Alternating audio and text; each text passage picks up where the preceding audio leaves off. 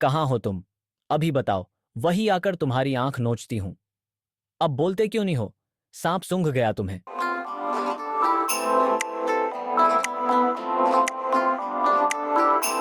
हमारी कहानी मनोरंजन करने के लिए तैयार की गई है और हालांकि यह विभिन्न स्रोतों से प्रेरणा ले सकती है, लेकिन इसका उद्देश्य वास्तविक दुनिया के तथ्यों या सच्चाई का प्रतिनिधित्व करना नहीं है। दूध आ रहा है बच्चों, अमृत किचन से आवाज लगाते हुए। दोनों बालक अपने कमरे में फोन में मग्न हैं। इन्हें आसपास की कोई खबर नहीं है। ये दोनों स्कूल व कॉलेज से दोस्त हैं।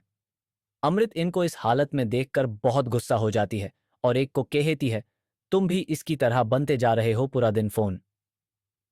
मृत्युंजय जवाब देता है, जी आंटी, मैं रोज सुबह जल्दी उठकर पार्क जाता था और व्यायाम करता था, पर इसकी वजह से मैं आलसी होता जा रहा हूं और अब देर रात तक मुझे ये पबजी में लगा कर रखता है।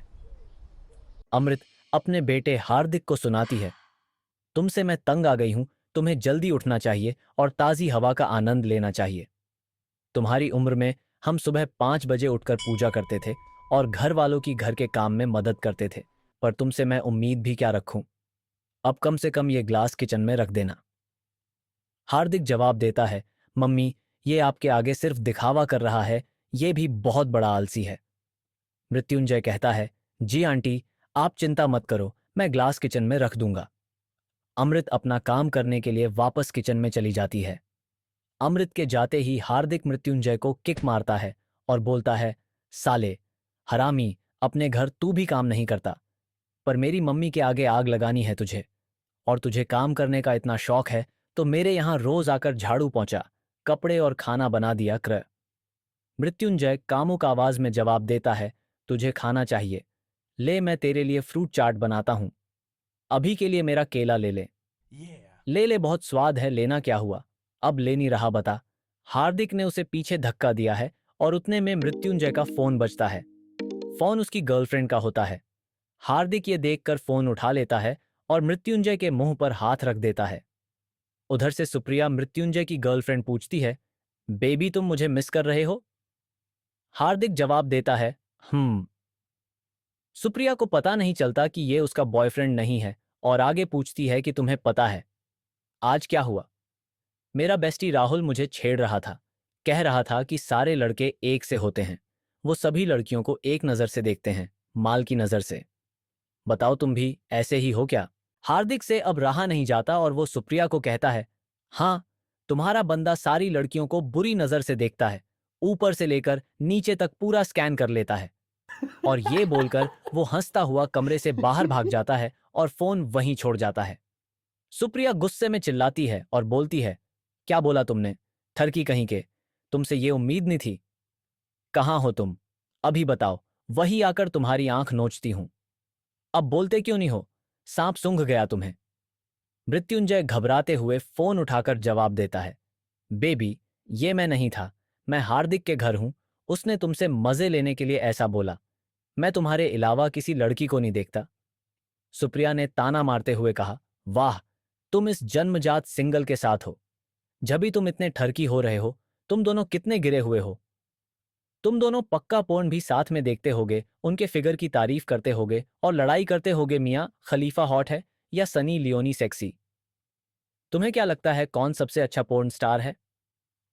मृत्युंजय संकोच करते हुए कहता है, बेबी, अगर तुम बुरा ना मानो तो एक बात बोलूं, ये दोनों रिटायर हो चुकी हैं, अब लाना रोड्स नया मुकाम छू रही हैं। तुम्हें शायद पता नहीं था, तुम्हें इसका काम देखना चाहिए। सुप्रिया, छी, तुम लोग कितने गंदे हो, हरामी, ठरकी कहीं के। तुम मेरे लिए लड़कियों की कोई भावना नहीं है, तुम जानवर हो। मृत्युंजय, बेबी, ऐसे मत बोलो, हम में भी भावनाएं हैं और ये एक कारण है कि हम भावनाओं पर नियंत्रण नहीं रख पाते। सुप्रिया, वाह, इसका मतलब तुम्हें मेरी कोई जरूरत नहीं है, तुम अपने दोस्त हार्दिक के साथ मिलकर लाना को नंगा देखो। अलविदा। मृत्युंजय, बेबी, कृपया इस कॉल को मत काटो। तुम्हें अगर मेरे और हार्दिक के साथ पॉर्न देखने से दिक्कत है तो मैं नहीं देखूंगा, मैं तुम्हारे साथ डेनियल्स या माल्कोवा को देख लूंगा।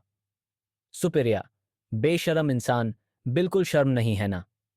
वासना में ऐसे डूबे हुए हो, मुठल, छोड़ दो उसका साथ, नी तो एक दूसरे का साइज भी चेक करोगे। हार्दिक ये बात गेट पर खड़े होकर सुन रहा था।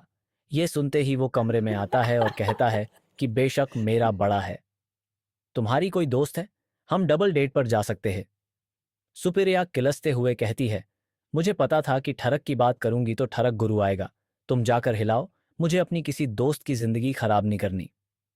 तुम्हारी वजह से ये मुझे टाइम नहीं देता, देखना एक टाइम आएगा तुम मृत्युंजय को पिलाकर बोलोगे उसका पेट निकल रहा है अपनी वर्जिनिटी तोड़ने के लिए, और बोल देना उसे तुम्हें उसने अपनी बीवी बना रखा है तो तुम्हारे पास ही रह, मैं तो उसे दिखती नहीं।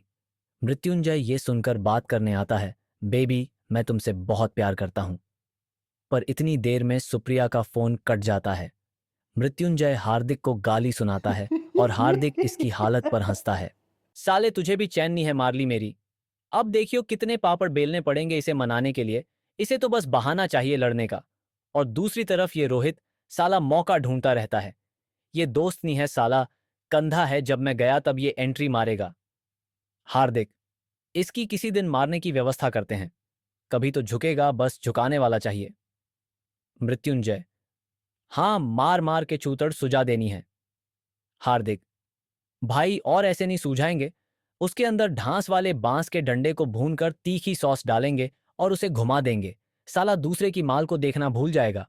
मृत्युंजय आवाज ऊंची करते हुए, बहुत सदिके, हम दोनों इतने टाइम से रिलेशनशिप में हैं, अब तो भाभी बोल लिया कर। हार्दिक, हाँ भाभी, माल समान, मेरी भाभी तेरा माल। मृत्युंजय, चल बकचोदी हो गई हो तो मैं घर चलता हूं, घर जाकर इस माल को भी तो मनाना है। मेरा मतलब है माँ को, साले तेरी वजह से मुंह पर चढ़ गया और दोनों को हंसी आ जाती है। मृत्युंजय कमरे से बाहर आता है और अमृत के पैर छूता है, हार्दिक को गले लगाता है और घर चला जाता है। घर आकर वो सुप्रिया को कॉल करता है पर उसका फोन बिजी आता है। वो मैसेज ड्रॉप करता है, सॉरी बेबी आज के लिए, और खाने के बाद सोने चला जाता है। उसके सोने के बाद सुप्रिया का मैसेज आता है, बोलो कुछ काम था? रोहित का फोन आया था, वो मिलने के लिए कह रहा था, इसलिए तुमसे बात नहीं कर पाई। मृत्युंजय सुबह के अलार्म से मुश्किल से उठता है, फ्रेश होते हुए और ब्रश करते हुए नींद में झूम रहा होता है। फिर वो सोचता है कि मैं अकेला क्यों, ये सहू और हार्दिक को कॉल कर देता है और लड़कियों की आवाज में बोलता है, तुम मुझे हमेशा ऐसा गरम क्यों छोड़ देते हो, मैं अभी भी प्यासी हूं। हार्दिक नींद में हाथ नीचे ले जाता है और कहता है कि मैं तैयार हूं, आ जाओ मेरी जान। मृत्युंजय हंसते हुए कहता है, उठ जा जन्मजात सिंगल। हार्दिक की नींद खुलती है और मृत्युंजय को गाली देकर पूछता है, इतनी सुबह क्यों उठाया? मृत्युंजय, साले मैं तो ऑफिस जा रहा हूं, 2 साल हो गए बीटेक खत्म हुए, अभी तक तू नल्ला की तरह पड़ा है। साले कब तक ऐसे पढ़ा रहेगा, चल खड़ा हो और कुछ प्रोडक्टिव कर। हार्दिक को यह बात दिल पर लग जाती है क्योंकि वो मेहनत कर रहा है, इंटरव्यू दे रहा है, पर उसे नौकरी नहीं मिल रही। हार्दिक जब भी आराम से बात करते हुए कहता है, सरकार अगर आपने ज्ञान की बारिश कर दी हो तो हमें कृपा कर सोने दो, और फोन रख देता है। हार्दिक दोबारा सोने की कोशिश करता है पर वो सो नहीं पाता तो वो फिर से ऑनलाइन एक कंपनी में वैकेंसी देखकर इंटरव्यू देने चला जाता है। ब्रदर्स मिल्क के एपिसोड 1 को अपना प्यार देने के लिए धन्यवाद। क्या हार्दिक को इस बार नौकरी मिल पाएगी और क्या मृत्युंजय की छोकरी बेस्टी ले जाएगा? जाने के लिए देखते रहिए ब्रदर्स मिल्क केवल इंडी सागा हर रविवार को। हमारे चैनल को सब्सक्राइब अथवा शेयर करें और कहानियों का आनंद लें।